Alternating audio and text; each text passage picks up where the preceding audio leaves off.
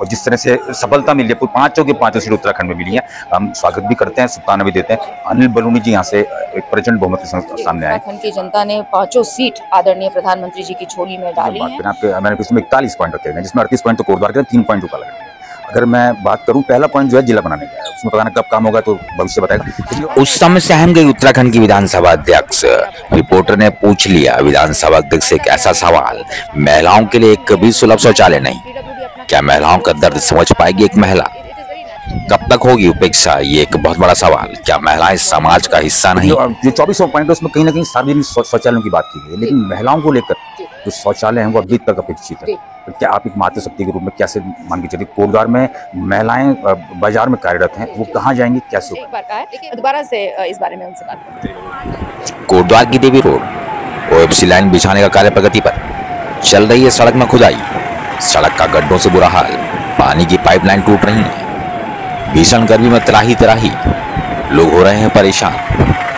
वहीं दूसरी ओर महिलाओं के लिए पूरे कोटद्वार शहर में एक भी सुलभ शौचालय नहीं। नमस्कार दोस्तों, सुदर्शन चक्र लाइव पे एक बार फिर से आप लोगों का बहुत बहुत स्वागत है। और हम बात करेंगे, आज हमारे बीच में जुड़ चुकी हैं विधानसभा अध्यक्षा हैं और स्थानीय विधायक में स्थानीय मुद्दों में लगातार वो चर्चा भी करती रहती हैं। और आज इसी संदर्भ में उन्होंने प्रेस कॉन्फ्रेंस करी। मैडम, पहले तो बहुत बहुत स्वागत है। और जिस तरह से सफलता मिली है, 5 की 5 सीट उत्तराखंड में मिली है, हम स्वागत भी करते हैं, शुभकामनाएं भी देते हैं। अनिल बलूनी जी यहाँ से एक प्रचंड बहुमत के सामने आए, क्या कहना चाहेंगे पहले इस बारे में जो लोकसभा के चुनाव? जी, हम लोग बहुत खुश हैं, बहुत प्रसन्न है कि उत्तराखंड की जनता ने 5 सीट आदरणीय प्रधानमंत्री जी की झोली में डाली हैं।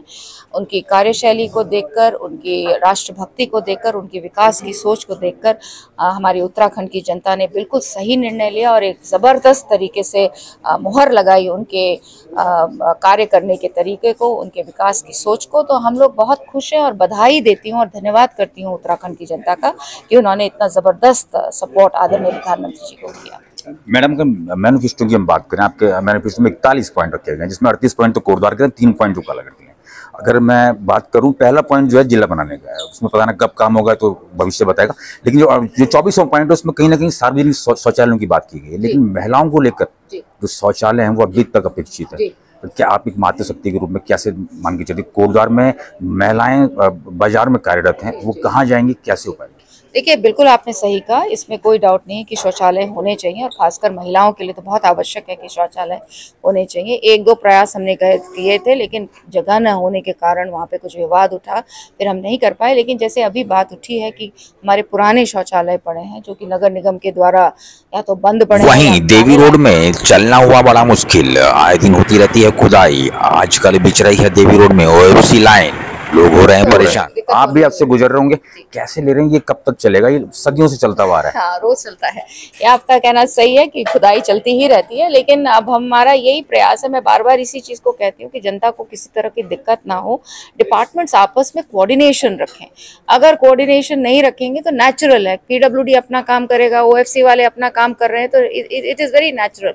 लेकिन बार बार मैं इस बात को अपने अफसरों को भी कहती हूँ कि जो भी कार्य आप करें, जनता को उसमें परेशानी ना हो। क्या फायदा क्या है अगर हम जनता को परेशान करके कोई काम करें, तो दिक्कत जनता को होती है। तो इस बात में मैं उनको बार बार कहती हूँ, लेकिन अगर आपने फिर मुझे एक बार कहा है, मैं दोबारा से इस बारे में उनसे बात करूँ। चलिए, बहुत बहुत धन्यवाद दोस्तों। सुदर्शन चक्र लाइव पे आप लोगों का बहुत बहुत स्वागत है। किस तरह से विधानसभा अध्यक्ष ने कहा कि हम लगातार अच्छा काम करेंगे, कोटद्वार के जितने भी स्थानीय मुद्दे उनमें लगातार विकास को लेकर हम कार्य करते रहेंगे। आप देखते रहे सुदर्शन चक्र लाइव। बहुत बहुत धन्यवाद।